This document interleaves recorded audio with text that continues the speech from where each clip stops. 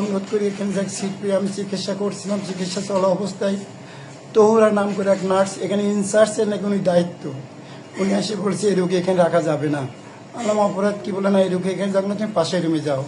আর ঠিক আছে যাবো, এই কথা বলা উনি মুখে মাস্ক খুলে দিল, অক্সিজেন চলছিল তখন তোমার চাষি ভালোই ছিল, সুস্থ ছিল। মাস্ক খুলে দেওয়ার পরে ওনার সব চলে গেল, চলে যাওয়ার পরে আমি ওখানে দাঁড়াছিলাম, দাঁড়া থাকার পর কিছুক্ষণ পরে তার নিঃশ্বাস বন্ধ হয়ে গেল। আমি ছুটে যা বললাম ওই সময়তে ওনাকে, তুমি কি করলে মা, তুমি কি করলে?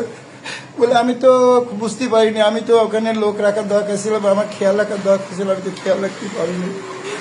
এই তো অবস্থা। তারপরে ইনজেকশন দেওয়ার পর আর কোনো সারা শব্দ রোগীর হলো না আর কি। এখন আপনার অভিযোগ কি? আমার অভিযোগ, আমি সুষ্ঠু ন্যায় বিচার চাই আপনাদের কাছে, যে আমার ওয়াইফকে কেন এভাবে, কোন কারণে, কিভাবে হিংসাত্মক ভাবে আমার ওয়াইফকে মারি। আরে বেড নামার ব্যাপারে কি বলছেন?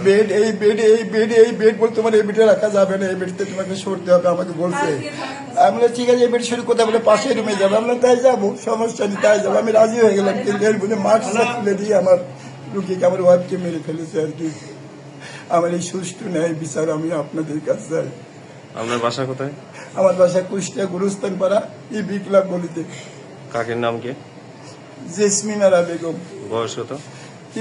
অনুরোধ করি এখানে যাক সিট পেয়ে আমি চিকিৎসা করছিলাম, চিকিৎসা চলা অবস্থায় তহুরা নাম করে এক নার্স এখানে ইনচার্জের নাকি উনি দায়িত্ব, উনি এসে বলছে এই রোগী এখানে রাখা যাবে না। আলাম অপরাধ কি বলে না, এই রোগী এখানে যাবে না, তুমি পাশের রুমে যাও। আর ঠিক আছে যাবো, এই কথা বলা উনি মুখে মাস্ক খুলে দিল, অক্সিজেন চলছিল তখন তোমার চাষি ভালোই ছিল, সুস্থ ছিল। মাস্ক খুলে দেওয়ার পরে ওনার সব চলে গেল, চলে যাওয়ার পরে আমি ওখানে দাঁড়াছিলাম, দাঁড়া থাকার পর কিছুক্ষণ পরে তার নিঃশ্বাস বন্ধ হয়ে গেল। আমি ছুটে যা বললাম ওই সময়তে ওনাকে, তুমি কি করলে মা, তুমি কি করলে? বলে আমি তো বুঝতে পারিনি, আমি তো ওখানে লোক রাখার দরকার ছিল বা আমার খেয়াল রাখার দরকার ছিল, আমি তো খেয়াল রাখতে পারিনি। এই তো অবস্থা। তারপরে ইনজেকশন দেওয়ার পর আর কোনো সারা শব্দ রোগীর হলো না আর কি।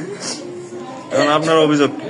আমার অভিযোগ, আমি সুষ্ঠু ন্যায় বিচার চাই আপনাদের কাছে, যে আমার ওয়াইফকে কেন এভাবে, কোন কারণে, কিভাবে হিংসাত্মক ভাবে আমার ওয়াইফকে মারি। আরে বেড নামার ব্যাপারে কি বলছেন?